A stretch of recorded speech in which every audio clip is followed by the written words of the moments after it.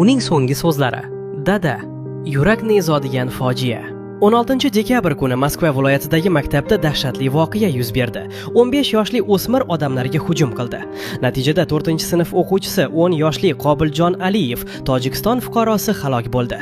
Bola otasiz ulg'aygan edi. Otasi 3 yil avval vafot etgan. Onasi maktabda farrosh bo'lib ishlaydi.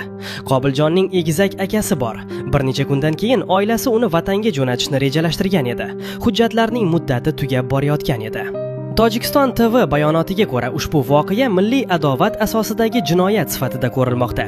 Rasmiylar xolis va to'liq tergov o'tkazilishini talab qilmoqda. Bu siyosat haqidagi hikoya emas, bu ulg'ayishga ulgurmagan bola haqida, eng azizidan ayrilgan ona haqida, so'nggi bo'lib aytilgan dada so'zi haqida. Izohlarda oilaga hamdardlik so'zlarini yozing, xabarni tarqating.